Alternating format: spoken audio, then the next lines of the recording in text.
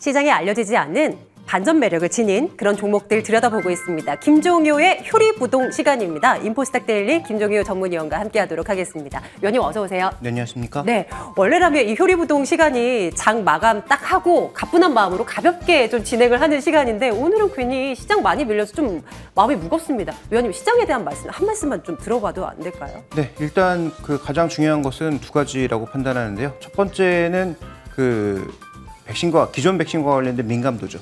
이 오미크론이 진짜로 기존 백신을 위협하느냐가 관건인데 뭐 그와 관련된 좀 여러 가지 발언들이 나오고 있는데요. 맞아요. 과연 WHO에서 공식적으로 어떤 의견을 내놓을지를 좀 주목해 보실 필요가 있을 것 같고, 그다음에 현재까지 알려지기로는 굉장히 잘 퍼진다, 전염력이 높다라는 게 일단 핵심 포인트이기 때문에 그것으로 인해서 뭐 겨울에 추가적으로 그 국가 경제가 좀 닫히는지 여부가 굉장히 중요할 것 같습니다. 봉쇄 여부요? 네, 그렇습니다. 그 두 가지를 어떻게 해결해 나가는지에 따라서 단기적으로 변동성이 여전히 남아 있을 수도 있고, 아니면 시장이 변동성을 축소하면서 다시 또 제자리로 돌아갈 수 있기 때문에 진 구간에서는 꼭 필요한 것 현금. 네, 현금 비중을 적정 수준으로 유지를 해야 될 것 같습니다. 그래야 어떻게 해서든 대응이라는 걸 할 수가 있으니까요. 어쨌건 예측 불가능한 변수이기 때문에 저희 실시간 이제 속보 들어오는 대로 팔로우를 하겠습니다. 계속해서 저희 함께 해주시면 되겠고요.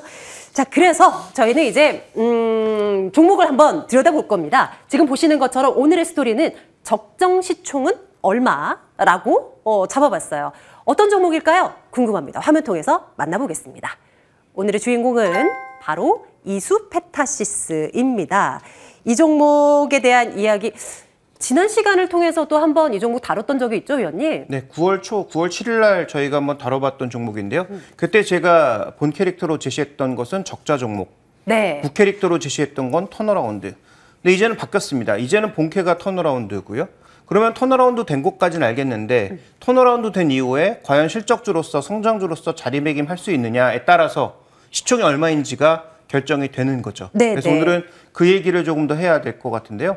뭐 추가적으로 많은 내용이 나오진 않았지만 현재 이 시장의 종목이 그래도 좀 상승했던 IT 부품 종목 중에서 이수페타시스는 왜 그런 움직임을 보이고 있는지 다시 한번 점검해 볼 필요가 있습니다. 일단 그 기존에 있던 통신 장비 쪽은 흐름이 계속 좋았는데 안 좋았던 이유는 뭐냐면 이수엑사보드라고 하는 자회사가 계속 실적을 내지 못했고 이수엑사보드가 실제로 LG 휴대폰에 그 기판을 납품했던 업체거든요. 근데 LG가 사업을 접었잖아요. 그러다 보니까 여기는 뭐 계속 적자가 늘어나는 상태에서 버티질 못하고 접었다는 거죠. 그래서 유선통신 장비 쪽에서 그 기존에 적자 나던 부분은 버리고 유선통신 장비가 최근에 이제 통신 장비 업그레이드가 진행되면서 동사의 실적이 좋아질 가능성 언급되고 있고요. 그다음에 서버 장비 같은 또 무선 통신 장비 같은 추가적으로 성장할 수 있는 쪽의 흐름이 좋아지고 있다. 그래서 올해를 기점으로 내년에 굉장히 빠른 턴어라운드가 나온다라고 지금 시장에서 계속 언급이 되고 있는 것 같습니다. 네네. 저희가 이수페타시스 9월 초반에 말씀을 드린 바 있었고 그때 대비해서 그래도 보유하신 분들이라면 20% 후반의 수익이 발생하고 있는 상황입니다. 많이 올라왔음에도 불구하고 5등 같은 장에서도 크게 밀리지 않는 이수페타시스입니다. 이유를 계속 들여다볼 텐데요. 유상증자 얘기 안 할 수가 없는 것 같아요. 보통 유증은 시장에서 악재로 작용을 하기 마련이잖아요. 두산중공업 같은 경우도 주가 그렇게나 밀리고 있고요. 그런데 이 종목은 왜 안 밀리는 건가요? 네, 유상증자와 관련돼서 왜 하느냐가 이제 중요할 텐데요. 뭐 앞서서 지난번에도 언급드렸던 그림입니다만 인터플렉스와 심택이 유상증자하고 나서 주가가 꽤 올랐습니다. 말씀하신 대로 유상증자하고 나서 내렸어야 되는데 그 주당가치석에도 불구하고 올랐던 이유는 이 종목군들이 그 유상증자를 왜 했느냐. 시장이 하도 좋아서 시설 투자를 위해서 유상증자를 했고요. 실제로 시설 투자한 것들이 전부 실적으로 돌아오면서 주당 가치석이 아니라 오히려 주당 가치가 늘었다는 거죠. 그 부분이 오히려 주가를 끌어올렸던 대표적인 요소인데 가장 최근에 나온 신한금융투자의 보고서를 보시면 2019년 심택이 보인다는 얘기를 하고 있습니다. 2019년 심택이라고 하면 폭발적인 성장이 주가의 상승이 아직까지 이어지고 있는 종목인데요. 제가 보기에 그렇게까지 보기엔 좀 무리수가 있는 것 같지만 어쨌든 지금 구간에서 뭔가 가장 아픈 부분을 덜어내고 신규 투자를 통해서 새롭게 거듭나고 있는 것은 분명한 것이 아니냐 이렇게 볼 수 있는 상황인 거죠. 자, 그러면 이제 이 부분을 한번 보죠.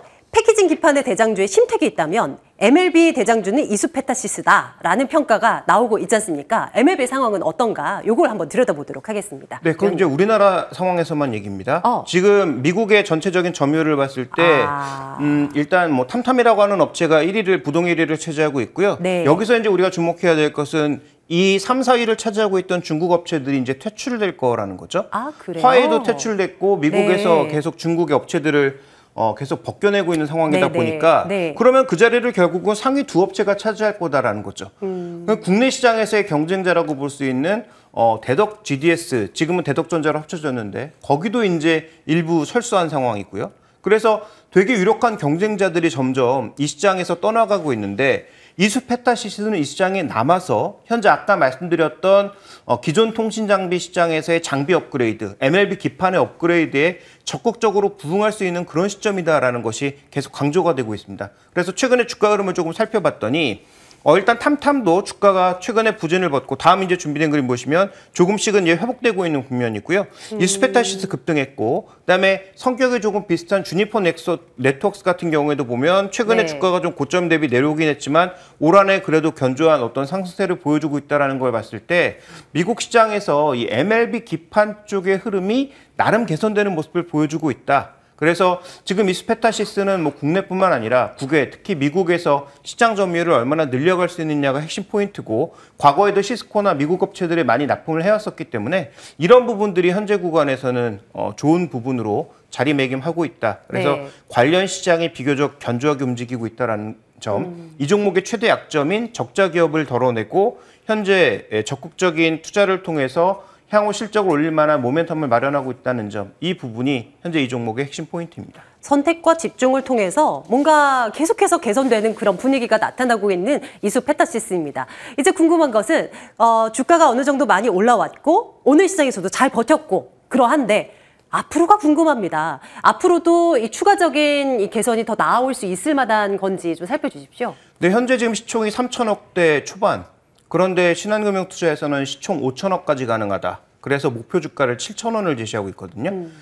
일단 이익을 보시면 이 올해를 기점으로 해서 내년까지 실적이 굉장히 빠른 속도로 개선되는 그런 양상이 나타나고 있습니다. 적자 기업을 덜어냈기 때문이기도 하지만 아까 말씀드렸던 대로 MLB 이 업그레이드에 따른 그런 부분이 충분히 작용할 것으로 보이고 아까 말씀드렸던 대로 동사가 가지고 있는 성장 부분, 서버 쪽이라든지 우주항공 쪽이라든지 네. 이런 쪽에서의 추가 매출, 특히 이제 6G 쪽에서는 저궤도 위성을 띄웠을 때 그 저궤도 위성과 관련돼서 광트랜시버나 MLB들의 추가 매출이 나올 가능성도 있기 때문에 그런 부분들까지 고려해 본다면 현재 추가적인 실적 성장에 따른 현재 주가 상승도 그렇게 비싸 보이지만은 않는다. 이렇게 생각해 볼 수 있는 국면입니다. 네. 거기다 이제 다음 준비된 그림 보시면 지금 현재 구간에서 추가적으로 장비 업그레이드가 없는 현재 구간만 보더라도 이 400기가bps 정도로 이더넷 전송 속도가 굉장히 올라가고 있기 때문에 이렇게 이더넷 속도가 올라가게 되면 이제 앞으로 더 올라갈 건데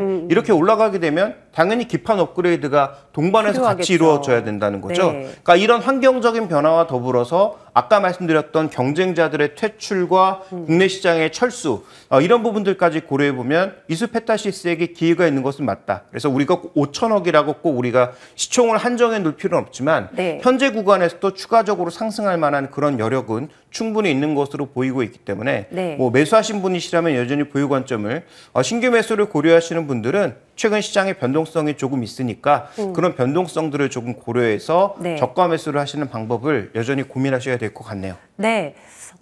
제대로 된 재평가가 이루어지고 있는 이수페타시스입니다. 지난 9월에 이어서 오늘도 또 한 번 이 종목을 파헤쳐 봤는데요. 여전히 매력적인 종목, 우리는 이수페타시스를 앞으로도 주목해 보도록 하겠습니다. 앞으로도 추가적인 이슈가 잡히거나 주가 상승이 또 과하게 또 나온다 한다면 즐거운 마음으로 이 종목 한번 또 들여다보도록 할게요. 인포스탁 데일리 김종효 전문위원과 함께 말씀 나눴습니다. 위원님 고맙습니다.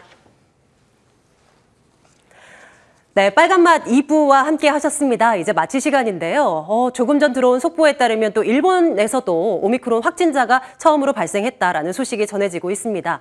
뭐 국내에서는 아직까지 그런 확정된 그런 뉴스가 전해지지는 않고 있지만요. 전파력이 워낙 강하다곤 하나 더 이상의 이런 뉴스가 전해지면은 안 될 텐데 참 걱정되는 오늘입니다.